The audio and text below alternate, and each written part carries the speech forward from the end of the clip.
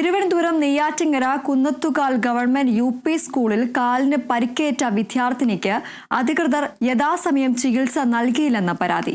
PT. പിരീഡിലാണ് 5ാം class വിദ്യാർത്ഥിനി നിവേദ്യയ്ക്ക് കാലിന് പരിക്കേറ്റത്. തുടർന്ന് അധ്യാപകനോട് വിവരം പറഞ്ഞെങ്കിലും നടപടിയെടുത്തില്ലെന്ന് കുട്ടിയുടെ രക്ഷിതാക്കൾ പറഞ്ഞു.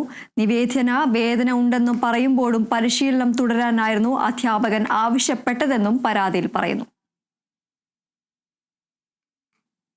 PT പീരീഡ് നടക്കുമ്പോഴത്തേക്കും പുറകിൽ ക്യൂ ആയിട്ട് കൊണ്ടുപോകുന്ന സമയത്ത് പുറകിൽ നിന്ന് ഏതോ കുട്ടികൾ തള്ളിയിട്ട് കാലും മടങ്ങി മറിഞ്ഞു വീണു. നിന്ന PT സാറിന്റെ അടുത്ത് പറഞ്ഞു. അപ്പൊ സാറ് പറഞ്ഞു, ഒന്ന് ഇവിടെ വാ കൊച്ച്, കുറച്ച് വർക്കൗട്ട് കൂടെ ചെയ്യുമ്പോഴത്തേക്കും കാല് ശരിയാവുമെന്ന്. അങ്ങനെ പറഞ്ഞ് ചെയ്യിപ്പിച്ചു. കാലിന്റെ കണ്ണെല്ലാം നീര് കൊണ്ട് മൂടിയിരിക്കുകയായിരുന്നു. അതിനുശേഷം വേദന സഹിക്കാൻ വയ്യെന്ന് പറഞ്ഞപ്പോൾ കൂടെ ഉണ്ടായിരുന്ന 2 കുട്ടികൾ ഓഫീസ് റൂമിൽ പോയിട്ട് ബാം വാങ്ങിച്ചുകൊണ്ടൊന്ന് കൊടുത്തു. ആ ബാം വാങ്ങാൻ പോയിട്ട് ഒരു അധ്യാപകനാണ് എടുത്തു കൊടുത്തത്. അയാളും അറിഞ്ഞിട്ടില്ല കുട്ടി വീണത്.